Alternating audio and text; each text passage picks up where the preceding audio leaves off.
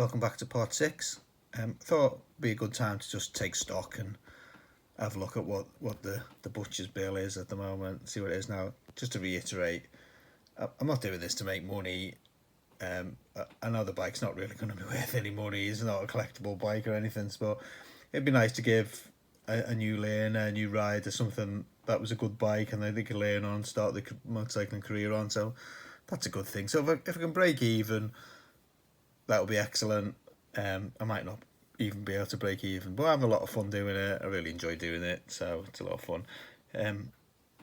So let's just have a quick look at the bill. So we paid 100 for the bike, set of forks 57, some steering head bearings with 15 quid, and the rest of it's just small ancillaries, except for the rust treatment for the tank, which has cost me 20 quid.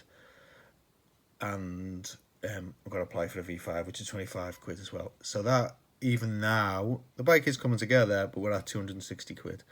So if you think, what is the bike going to be worth when it's done? Probably somewhere between 500 and 700 quid, something like that. I think it's about 400 quid for a non-runner. It's going to be a nice runner, so I'd say 500. It's quite an old bike. I would say between 500 and 700, somewhere around that region. So we're sort of on track to break even, I think, as long as we don't spend too much money now. I have used a lot of things myself, so I've got a lot of stuff in stock, haven't I? Nuts, bolts, paint, all kinds of stuff like that, WD-40, loads of fasteners, all of that sort of stuff. Now, most people won't have that, and that's really going to add up, so, but I can sort of do that without it. So anyway, it is what it is. I'm having fun, and we're at about 260 quid. So an update on the tank. I've tried various concoctions of degreasing, some vinegar and stuff like that, and it's made a tiny bit of difference inside the tank, but it's just making a right mess. It's going everywhere, and it's actually just producing loads of corrosion and spreading it around the tank because it's loosening it all and then it's depositing it again. So I've had enough, so I've bought some proper stuff. I'll properly patch the tank up. I'm going to fill it up. I bought the expensive stuff. I just need to do it properly. I'm just sick of it. So what I'm just going to do now is make some plywood patches. Got a bit of plywood here, some silicone sealants. I'm just going to put some patches over the fuel gauge and the output tap, and we'll wait for the stuff to arrive. We'll just do it properly. I can't be bothered anymore. It's making a horrendous mess. Some things just need to do properly. Okay, I'm nearly ready to do this. I've got the tank off. It's all sealed up.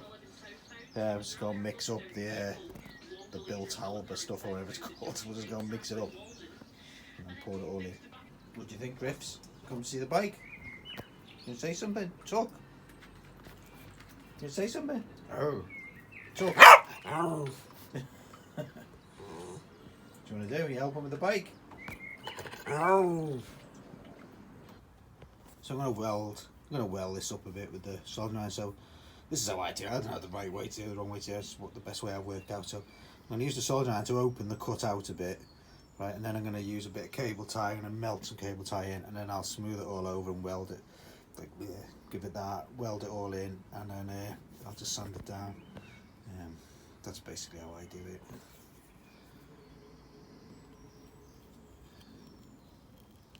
He says with one hand.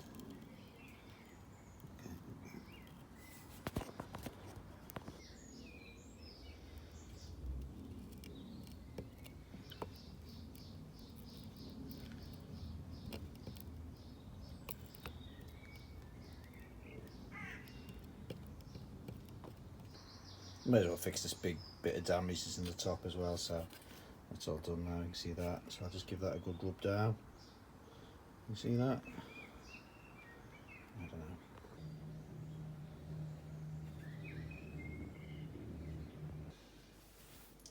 So a bit of paint prep today. Tailpiece, that's all now primered up, masked and primered. Really pleased with that. It does actually need a little bit of work because everything on this bike is broken. You can see that these brackets are broken a bit. We'll have to do something back here to sort them out. I'll probably do that before we paint it. I'll put some silver onto the front yoke cover, and I think what we need to do is build something out of these various collection of clocks. So I think there's at least 3 sets of clocks here. Some are broken, some of the backs are broken, some of the tops are broken. they all need drying out because they leak like mad. So let's just build, I think we need to build a really good set and a good set, whatever. So best and then next best.